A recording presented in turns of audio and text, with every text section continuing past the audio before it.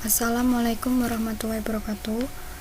Perkenalkan, saya Anti Kurnia Fitri dengan nomor induk mahasiswa 33020200008. Saya dari kelas 4D dengan mata kuliah Fikih Jenazah. Di sini saya akan mempresentasikan mengenai tanzir.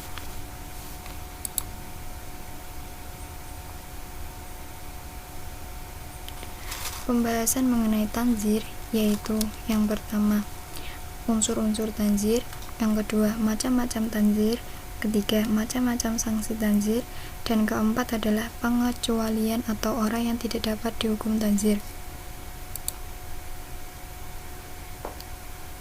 Unsur-unsur tanzir adalah suatu perbuatan dianggap jarimah apabila unsur-unsurnya telah terpenuhi.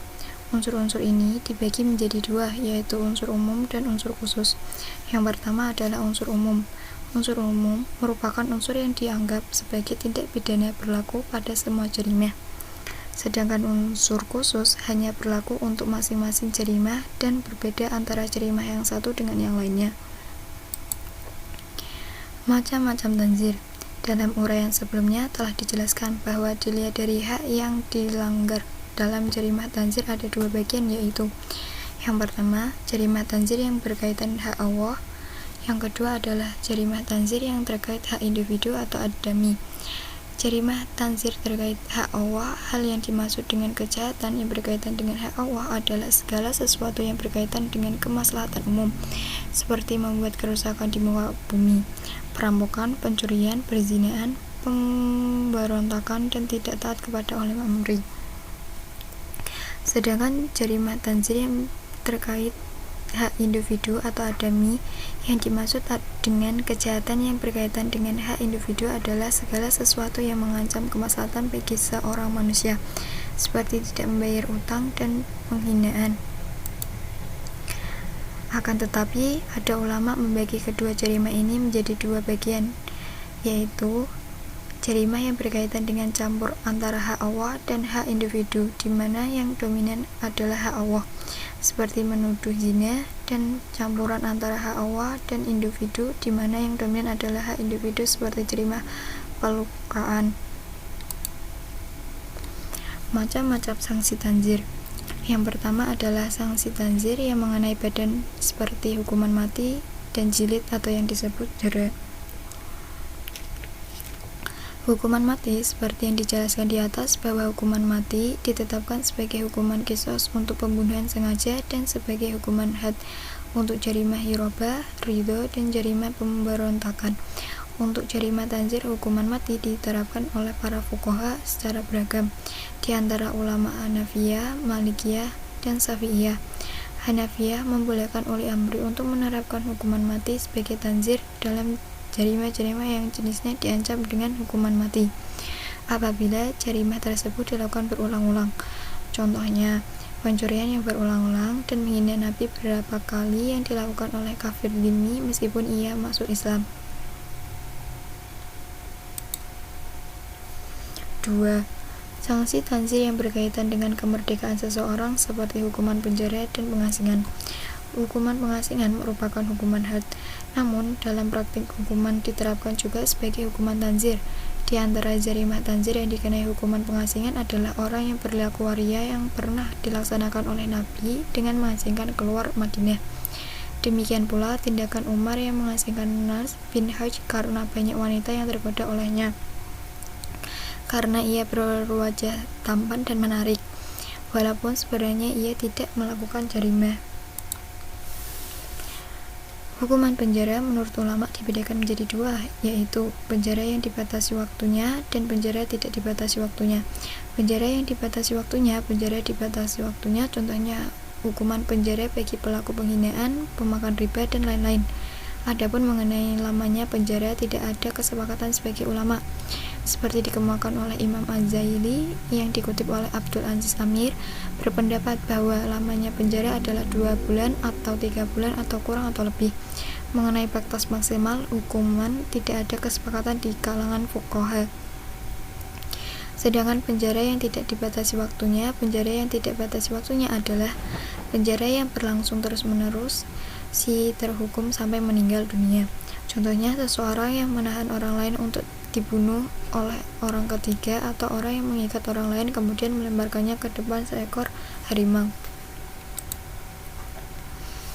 3. Sanksi tanzir yang berkaitan dengan harta, yaitu perampasan harta atau penyitaan harta atau yang disebut dengan denda.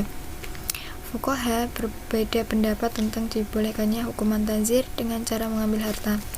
Menurut Imam Abu Hanifah yang diikuti oleh muridnya adalah Muhammad bin Hasan, hukuman tanzir dengan cara mengambil harta tidak dibolehkan.